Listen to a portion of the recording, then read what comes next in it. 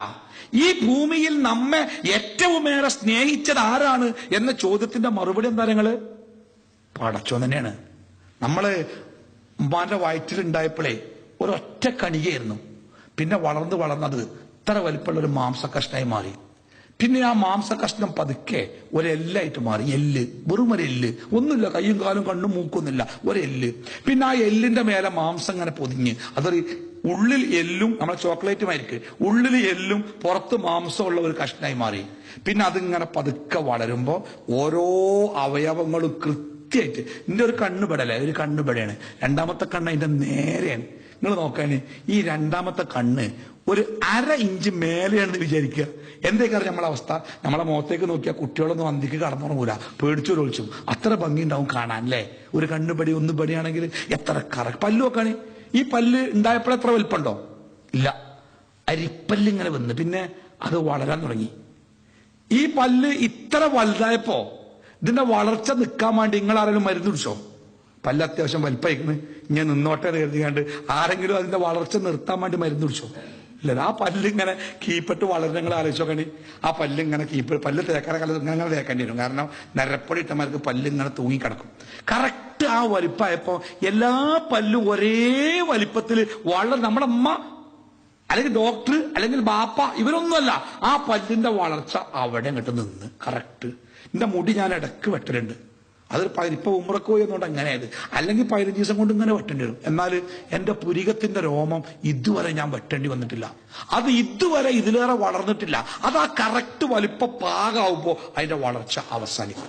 അങ്ങനെ അപ്പൊ നമ്മുടെ ജീവിതത്തിന്റെ എല്ലാ കാര്യങ്ങളും വളരെ കൃത്യമായിട്ട് ഇപ്പൊ നമ്മളെന്തിനാ കണ്ണിങ്ങനെ ചിമ്മി തുറക്കുന്നത്? നമുക്ക് വേറെ പണിയിലേറ്റല്ലോ. പിന്നെ എന്താ നിങ്ങള്, നമ്മുടെ ഈ കണ്ണിന്റെ ഉൾവശം അതെപ്പോഴും നനഞ്ഞിരിക്കണം അത്രേ. അത് ഉണങ്ങാൻ പാടില്ല. അത് ഉണങ്ങിയാൽ അത് നമ്മുടെ കണ്ണിന്റെ കാഴ്ചയെ അപകടകരമായി ബാധിക്കും. അപ്പൊ അതെപ്പോഴും നനക്കണം. അതിനെന്താ മാർഗം? ഈ കൺപോളകൾക്കുള്ളിൽ ഒരു തരം ഗ്രന്ഥികൾ ഒരു സ്രവം ഉൽപ്പാദിപ്പിക്കുന്നു. ആ കണ്ണിങ്ങനെ ഒന്ന് പൂട്ടി അത് തുറക്കുമ്പോ ആ സ്രവം നമ്മുടെ കണ്ണിനെങ്ങനെ നനക്കുന്ന ആ പ്രക്രിയ പടച്ചോ നിർത്തി വെക്കുക. മനുഷ്യ, എന്റെ കണ്ണിനെ അതിന്റെ ആ പരിപാടി ഞാൻ നിർത്തി, ഇനി എന്റെ കണ്ണിനെ നീ വേണമെങ്കിൽ നനച്ചോ എന്ന് പറഞ്ഞാൽ ഈ റോഡ് കൂടെ ഒക്കെ നടന്നു പോകണം. ഈ ഇരിക്കണങ്ങളൊക്കെ ഇരിക്കുമ്പോൾ എന്തേക്കാര അവസ്ഥ? ഒരു കുപ്പിയിൽ കുറച്ച് വെള്ളം ഉണ്ടാവും, ഒരു കയ്യിലൊരു കോഴിത്തുങ്ങലും ഉണ്ടാവും. ഇതിങ്ങനെ ഇടക്കിടക്ക് നനച്ചില്ലെങ്കിൽ കണ്ണിന് കാണൂല. ആഴ്ചകൾക്ക് മുമ്പേ ഒരു സുഹൃത്ത് എന്റെ അടുത്ത് വന്നിട്ട് കത്തിങ്ങനെ തന്നു. ഞാൻ വായിച്ചു. ക്യാൻസർ രോഗിയാണ്, കീമോ 9 കീമോ ചെയ്യണം, 7 എണ്ണം ചെയ്തിട്ടുണ്ട്. ഒരു പ്രാവശ്യം കീമോ ചെയ്യാൻ 40,000 റുപ്യ വേണം.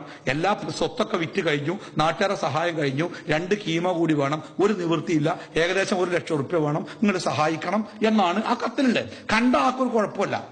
ഞാൻ അയാളോട് ചോദിച്ചു, എവിടെയാണ് രോഗം? അപ്പൊ ഇവിടെ ചെറിയ കറുത്ത പാടെ കാണാനുള്ളൂ, വേറെ ഒന്നും കാണാനല്ല, ഇവിടെയാണ് രോഗം, കീമോ ചെയ്യുന്നതാണ്.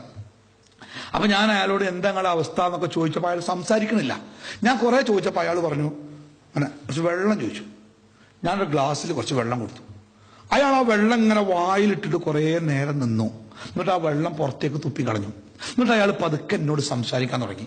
അപ്പൊ എന്താ സംഭവം? നിങ്ങള് ഈ കീമോ നിരന്തരമായി കീമോ ചെയ്തപ്പോഴേ അയാളുടെ ഉമിനീർ ഗ്രന്ഥി ഉണ്ടല്ലോ, നമ്മുടെ ഉമിനീർ ഉണ്ടാക്കുന്ന ഗ്രന്ഥി, ആ ഉമിനീർ ഗ്രന്ഥി അടിച്ചു പോയിക്കണ്. ഈ റേഡിയേഷൻ കാരണം അതിന്റെ പ്രവർത്തനം നിന്നിക്കണ്. അപ്പൊ സുഖമാണല്ലോ, പിന്നെ വായിൽ ഇങ്ങനെ എപ്പോഴും തുപ്പുന്നുണ്ടാവില്ല, തുപ്പാൻ നിൽക്കണ്ടല്ലോ, സുഖല്ലേ? അതിന്റെ സുഖമാണ് മൂപ്പര് പറയണേ. നമ്മൾ ഈ നാവേ ഇത്ര സോഫ്റ്റ് ആയിട്ട് ഇളകാൻ കാരണം എന്താ? അതിങ്ങനെ പൊതിർന്നിരുന്നിട്ടാ. അതെങ്ങാനും ഉണങ്ങിക്കൊണ്ടാണ്. നിങ്ങൾ പണ്ടൊക്കെ ആളുകൾ പായ നെയ്യാറുണ്ട്, കൈതോല കൊണ്ടല്ലേ, നമുക്ക് ഓർമ്മല്ലേ? ഈ പായ നെയ്യുമ്പോ ആ ഉണക്കിയ ഓല വെള്ളത്തിലിട്ടുകാണ്ട് കുതിർത്ത് എടുത്തിട്ടാണ്. വാഴക്കൈ കൊണ്ട് നമ്മൾ സാധനം കെട്ടുമ്പോ നെയ്യാ, അത് പൊതിർത്തിട്ടാ കെട്ടില്ല, ഈ പൊട്ടിപ്പോവും. ഇയാൾ പറയാണ്, ഞാൻ ഇപ്പം സംസാരിച്ചാൽ എന്റെ നാവ് ഫുള്ള് പൊട്ടും, ആ നാവിനെ ബന്ധിപ്പിക്കുന്ന ആ തൊലികളൊക്കെ പൊട്ടും, വായ നിറയെ ചോരക്കാരൻ പറഞ്ഞു. അപ്പൊ എന്ത് ചെയ്യണമെന്നറിയോ? വെള്ളം ഒഴിച്ചിട്ട് ആ കുറെ നേരം ഇങ്ങനെ നിന്നിട്ട് ആ നാവ് ഇങ്ങനെ പൊതിർത്തിയെടുത്തിട്ടേ ആ സാധുവിന് ഒരു വാക്ക് പറയാൻ പറ്റുള്ളൂ. അള്ളാഹു നമുക്ക് ചെയ്യുന്ന അനുഗ്രഹത്തിന്റെ വലിപ്പം നോക്കാൻ നിങ്ങൾ എത്ര വലിപ്പം. അതേപോലെ തന്നെയാണ് ഇപ്പൊ ഞാൻ സൂചിപ്പിച്ചത്. ഈ ഒരു കണ്ണിന്റെ ഒരു നനവ് പടച്ചോ നമ്മളെ ഏൽപ്പിച്ചാൽ ഒന്നും വേണ്ട, ശ്വസിക്കണ്ടേ? നമുക്ക് ഒരു മിനിറ്റിൽ എത്ര വട്ടം ശ്വസിക്കണം? എത്ര നേരം ശ്വസിക്കാതെ പിടിച്ചിടാൻ കഴിയും? 1 മിനിറ്റ് അല്ലെങ്കിൽ 1.5, 2 മിനിറ്റ് ഒക്കെ പിടിച്ചു നിന്നാൽ പിന്നെ ശ്വസിക്കേണ്ടി വരില്ല, അവരെ കഥ കഴിഞ്ഞിട്ടുണ്ടാവും. നമ്മൾ അറിയാതെ ആ പ്രക്രിയ നമ്മുടെ ജീവിതത്തിൽ ചെയ്തുകൊണ്ട് നടത്തിക്കൊണ്ടേ ഇരിക്കല്ലേ പടച്ചോൻ എങ്ങാനും ആ പണി നമ്മളെ ഏൽപ്പിക്കുക. എങ്ങനെ? ഇനി മനുഷ്യ മൂക്കി ഞാൻ തന്നിക്കണ്, അതിന്റെ ശ്വാസകോശം ഞാൻ തന്നിക്കണ്, വായു ഇവിടെ ഉണ്ട്, വേണമെങ്കിൽ എന്റെ സൗകര്യം പോലെ വലിച്ചെടുത്തോ എന്ന് പടച്ചോൻ നമ്മളെ ഏൽപ്പിച്ചാലേ രാത്രി 10 മണിക്ക് കിടക്കുമ്പോ അലാറം വെച്ച് കിടക്കേണ്ടി വരും. എത്ര കാര്യങ്ങള്? 10:01. കാരണം 10:01 നീച്ചുകാണ്ട് ശ്വാസം വലിച്ചിട്ടില്ലെങ്കിൽ 10:02 പിന്നെ നമ്മളുണ്ടാവില്ല. ഒരു മനുഷ്യന് ജീവിക്കാൻ കഴിയോ? നമ്മുടെ ജീവിതത്തിലെ മുഴുവൻ കാര്യങ്ങളും ഒരു മനുഷ്യൻ പള്ളിയിൽ കത്തുമായിട്ട് വന്നൊക്കെ ആരോഗ്യമുള്ള മനുഷ്യൻ കത്തുമായിട്ട് വന്നൊക്കെ എന്താ കാര്യങ്ങള്? ഡയാലിസിസ്, മൂത്രം പോണില്ല, ഡയാലിസിസ് ചെയ്യണം. ഡയാലിസിസ് ചെയ്യാന്ന് പറഞ്ഞാല് അതിന് 1000 റുപ്യ വേണം. 1000 റുപ്യ വേണമെന്നല്ല, വണ്ടി എടുത്തുകൊണ്ട് ആശുപത്രി പോകണം. മാത്രല്ല കൂടെ ഒരാൾ വേണം. ആഴ്ചയിൽ 4 ദിവസം ചെയ്യണം. ഇന്നിപ്പോ നമ്മളെ മനുഷ്യരെ ഏറ്റവും ഏറെ ഭീകരമായി ബാധിച്ചുകൊണ്ടിരിക്കുന്ന ഫാസ്റ്റ് ഗ്രോയിങ്, വേഗത്തിൽ വളരുന്ന രോഗതരങ്ങള് കിഡ്നി രോഗം. നമ്മുടെയൊക്കെ പള്ളിയിലും കമ്മിറ്റിയിലും ഒക്കെ ഏറ്റവും കൂടുതൽ കത്ത് വരുന്നത് കിഡ്നി പേഷ്യന്റിൻ്റെതാ. അത് മാത്രമല്ല, ഞാനൊരു കിഡ്നിയുമായി ബന്ധപ്പെട്ട ഇതുമായി ബന്ധപ്പെട്ട ഒരു ഹെൽത്ത് ഒരു ബുള്ളറ്റിൻ ഞാൻ വായിച്ചതിൽ എന്താ പറയുക, ലോകത്ത് ഏറ്റവും കൂടുതൽ വേഗത്തിൽ കിഡ്നി രോഗങ്ങൾ ഉണ്ടാകുന്നത് മലബാർ മേഖലയിലാണ്. ഏതോ യൂറോപ്പിൽ നിന്ന് ഇറങ്ങിയ ഒരു ബുള്ളറ്റിനാണ്. അതിലെ കണക്ക് പ്രകാരം ഏറ്റവും കൂടുതൽ കിഡ്നി രോഗങ്ങൾ മലബാറിലുണ്ടാവണേ. ഞാനത് വായിച്ചപ്പോൾ നെട്ടിപ്പോയി. ഞാനത് ഒന്നും കൂടി ഫുള്ള് വായിച്ചിട്ട് അതും കൊണ്ട് ഡോക്ടർ ചെന്നപ്പോൾ അയാൾ പറഞ്ഞു അത് സത്യമാണ്. ഭയങ്കര അപകടമാണ് സാധനം കേട്ടോ. ഈ കിഡ്നിന്റെ പ്രത്യേകതകള്, നമുക്ക് 2 കിഡ്നി ഉണ്ട്. സത്യത്തില് നമ്മളെ ജീവൻ നിലനിർത്താൻ 1/2 കിഡ്നി മതി. 1/2 കിഡ്നി. ഈ 2 കിഡ്നി കൊണ്ട് നമുക്ക് 4 ജന്മം ജീവിക്കാം ശരിക്ക്. പക്ഷെ കിഡ്നി പോയ മനുഷ്യന്മാരെ പ്രായം ചോദിച്ചു നോക്കണ്ടി, 35 വയസ്സിന്റെ 45 വയസ്സിന്റെ അടക്കം എല്ലായിടത്തും ഏറ്റവും ചെറിയ പ്രായത്തിലെ കിഡ്നി അടിച്ചു പോണേ. ഈ കിഡ്നിയുടെ അടിച്ചതിന്റെ പ്രത്യേകത എന്ന് വെച്ചാല്, ഒരു കിഡ്നി പോയാലേ ഒരു 60% പോയിട്ടേ അറിയുള്ളൂ. ഒരു ഛർദിയോ ഒരു ക്ഷീണമൊക്കെ തോന്നുമ്പോഴേ നമ്മൾ പരിശോധിക്കും. അപ്പൊ 60% പോയിട്ടുണ്ടാവും. പിന്നെ കുറച്ചും കൂടി മരുന്നും അങ്ങനെ പോയാൽ 70, 75, 80 മരുന്നുമ്പോ പോകും. അത് കഴിഞ്ഞാൽ പിന്നെ എന്താ നിങ്ങള്, പിന്നെ ഡയാലിസിസ്. ആ ഡയാലിസിസ് കുറച്ച് പോയാൽ പരാജയപ്പെടും. അപ്പൊ പിന്നെ എന്താ നിങ്ങള്, കിഡ്നി മാറ്റിവെക്കൽ. അത് എളുപ്പമല്ല മാറ്റിവെക്കാം, എളുപ്പമൊന്നല്ല. ഒരു കിഡ്നി കിട്ടാൻ പരിശോധിക്കാൻ 5 ലക്ഷം റുപ്യ, മാറ്റിവെക്കാൻ വേറെ 5, വേറെ ആളെ കിഡ്നി കിട്ടാൻ വേണ്ടി 10 ലക്ഷം. ഇനി ഇതൊക്കെ കിട്ടിക്കാണ്ട് ആ കിഡ്നി വെച്ചാലോ അതിന്റെ ഗ്യാരണ്ടി 5 കൊല്ലത്തേക്കാ. ഈ 5 കൊല്ലം ഈ മനുഷ്യൻ ഒരു ദിവസം 2000 റുപ്യയിൽ കുറയാത്ത മരുന്ന് സാധാരണഗതിയിൽ ഹൃദയം മാറ്റിവെച്ചാൽ എന്താ നിങ്ങള്, മാറ്റിവെച്ച് 1 മാസത്തെ ചെക്കിങ് കഴിഞ്ഞാൽ ഓക്കെ ആണെങ്കിൽ പിന്നെ അവന് ജീവിക്കാം. കിഡ്നി മാറ്റിച്ചവൻ പേരൂല, ആഴ്ചയിൽ ചെക്കിങ് മരുന്ന് മരിക്കണവരെയാണ്. അപ്പോ മനുഷ്യന് നിസ്സാരമായ അവസ്ഥകൾ കൊണ്ട് അപകടകരമായ അവസ്ഥയിലേക്ക് മനുഷ്യൻ മാറ്റപ്പെടാം. ഞാനൊരു പ്രസംഗത്തിന് പോകുമ്പോൾ ഞാൻ നിർത്തിട്ടോ, 3:45 നിർത്തും ഞാൻ ഇൻഷാ അല്ലാഹ്. 39ആയി. ഒരു പ്രസംഗത്തിന് ഒരു നാട്ടിൽ പോകുമ്പോൾ എപ്പോഴും ഒരു സുഹൃത്തിനെ വന്ന് കാണാറുണ്ട്. അപ്പൊ ഞാൻ ഒരു ദിവസം പോയപ്പോൾ അയാളെ കണ്ടില്ല. അപ്പൊ ഞാൻ ചോദിച്ചു അയാൾ എവിടെ? അപ്പൊ എന്നോട് അവിടുത്തെ നാട്ടുകാർ പറയാൻ സുഖമല്ല, വീട്ടിലാണ്. ഞാൻ അയാളെ വീട്ടിൽ പോയി കാണാൻ തീരുമാനിച്ചു. ഞാൻ അയാളെ വീട്ടിലേക്ക് കയറുമ്പോൾ അയാളെ വാപ്പ പുറത്ത് വരാന്തയിലുണ്ട്. എന്നെ കണ്ടപ്പോ വാപ്പ അകത്തേക്ക് എണീറ്റ് പോയി. അപ്പൊ ഞാൻ കരുതി അയാളെ വിളിക്കാൻ വേണ്ടി പോയതേക്കാരം. ഞാൻ കുറെ നേരം മുറ്റത്തുനിന്ന് എന്നൊക്കെ പറഞ്ഞു നോക്കി, ആരും കാണാനല്ല. അപ്പൊ അയൽപക്കത്തുനിന്ന് വീട്ടിൽ നിന്ന് ഒരാൾ അങ്ങനെ വിളിച്ചു. ഞാൻ ചെന്നു, നിങ്ങൾ എന്തിനാ വന്ന്? ഞാൻ അയാളെ കാണാൻ വന്നാണ്. അപ്പൊ അയൽവാസി പറഞ്ഞു അയാളെ നിങ്ങളെ കാണാൻ വരൂല. ഞാൻ പറഞ്ഞു അയാളെന്റെ വളരെ അടുത്ത സുഹൃത്താണ്. അപ്പൊ അയൽവാസി പറഞ്ഞു വരൂല. അപ്പൊ ഞാൻ എന്തെന്ന് ചോദിച്ചു. അയൽവാസി പറഞ്ഞു ഇങ്ങോട്ട് വരി, പഠിക്കും, ഞാൻ പറയാറുണ്ട്. അപ്പൊ എന്താ നിങ്ങള്, അയാളുടെ മലവിസർജനം വായിൽ കൂടിയാണ് പുറത്തേക്ക് വരുന്നത്.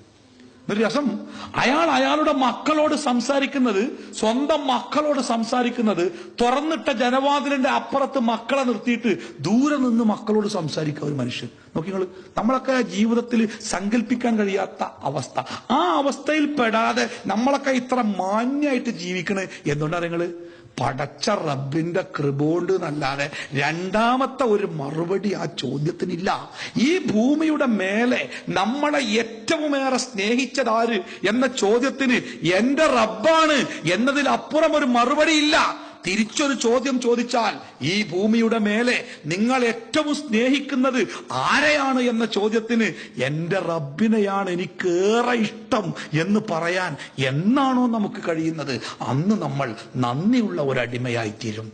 അള്ളാഹു തആല നമ്മളെ കഷ്ടപ്പെടുത്തിയില്ലല്ലോ എവിടെയും.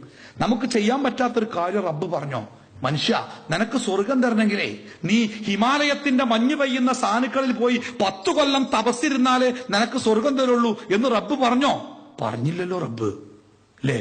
നിനക്ക് സ്വർഗം കിട്ടണമെങ്കിൽ നിന്റെ കുടുംബങ്ങളെയും ബന്ധങ്ങളെയും മക്കളെയും ഒഴിവാക്കി നീ സന്യാസിമാരെ പോലെ ജട പിടിച്ച മുടിയുമായിട്ട് അലഞ്ഞു നടക്കണമെന്ന് റബ്ബ് പറഞ്ഞോ? പറഞ്ഞില്ലല്ലോ. നിനക്ക് സ്വർഗം കിട്ടണമെങ്കിൽ നിന്റെ സമ്പത്തൊക്കെ ദാനം ചെയ്ത് ഈ പട്ടിണി കടന്ന് ജീവിക്കണമെന്ന് പടച്ചോൻ പറഞ്ഞോ? പറഞ്ഞില്ലല്ലോ. എവിടെങ്കിലും പടച്ചോൻ നമ്മളെ കുടുക്കിയോ? 24 മണിക്കൂറുള്ള ഒരു ദിവസത്തില് 5 നേരമായിട്ട് ഒരു 20 മിനിറ്റ് എനിക്ക് തന്നൂടെ എന്നാ റബ്ബ് ചോദിച്ച്. 20 മണിക്കൂറല്ല, 10 മണിക്കൂറല്ല, 20 മിനിറ്റ് തന്നൂടെ? അതന്നെ നിന്നാ നിസ്കരിക്കണ്ടേ? അത് പടച്ചോനെ കാലിന് ഭയങ്കര വരുത്തം, അതൊന്നും പറഞ്ഞാൽ പറ്റില്ല. 5 മിനിറ്റ് അല്ലേ, ആ വരുത്താണ് സഹിച്ചള എന്ന് പടച്ചോൻ പറഞ്ഞോ? ഇല്ല, ഇരുന്ന് നിസ്കരിച്ചോളൂ പറഞ്ഞു. അതിന് റബ്ബെ ഊരക്കാനുള്ള വേദന, ഇരിക്കാൻ വയ്യ, കിടന്ന് നിസ്കരിക്കടോ. അതിന് പടച്ചോനെ കയ്യും കാലും ഒന്നും ഇളക്കാൻ വയ്യല്ലോ. അത് പറഞ്ഞാൽ പറ്റൂല, എന്റെ കുട്ടിനെ വിളിച്ചുകാണ്ട് കൈയൊക്കെ തെക്കിവീറൊക്കെ കെട്ടിച്ചള എന്ന് പറഞ്ഞോ? ഇല്ല, ഈ ഇളക്കണ്ട. പടച്ചോനെ എന്റെ നാവ് പോലും അനങ്ങണില്ല. വേണ്ടടോ, നീ മനസ്സുകൊണ്ട് വിചാരിച്ചള. പടച്ചോനെ ഈ മൂത്രത്തിൽ കിടക്കണ ഞാൻ തുണിയൊന്ന് മാറ്റിത്തരാൻ എനിക്ക് ആരുമില്ല. എങ്ങനെയാ റബ്ബെ ഞാൻ തുണി മാറ്റുക? ഇടങ്ങാറാവണ്ട, തുണി മാറ്റണ്ട, അവിടെ കിടന്ന് നിസ്കരിച്ചോ. എവിടെ പടച്ചോ ഇടങ്ങാറാക്കി? നോമ്പ് നോൽക്കണം റബ്ബെ, ഒരു വേദന നോൽക്കണ്ടടോ. വേദന മാറിയിട്ട് നോറ്റളാ. പടച്ചോനെ അത് മാറാത്ത വേദനയാണ്, എന്നാ നോൽക്കണ്ട, അതിന് പ്രായശ്ചിത്തം ചെയ്തളാ, ഒരു സാധുവിന് ഭക്ഷണം കൊടുത്തളാ. പടച്ചോനെ എന്റെ കാര്യം തന്നെ കഷ്ടാണ്, പിന്നെ ഞാൻ എങ്ങനെ ഭക്ഷണം കൊടുക്കുക? എന്നാ കൊടുക്കണ്ടടോ, നീ പ്രാർത്ഥിച്ചളാ. എന്താലേ എവിടെ അള്ളാഹുവെ, നീ എന്നോട് പറഞ്ഞിരുന്ന കാര്യം അത് ചെയ്യാൻ എനിക്ക് കഴിയില്ല റബ്ബേ, അതിനുള്ള ശേഷി എനിക്കില്ല എന്ന് പറഞ്ഞ് റബ്ബിന്റെ മുമ്പിൽ രക്ഷപ്പെടാൻ പറ്റിയ ഒരു കാര്യം പടച്ചോൻ പറഞ്ഞു നമ്മളോട്.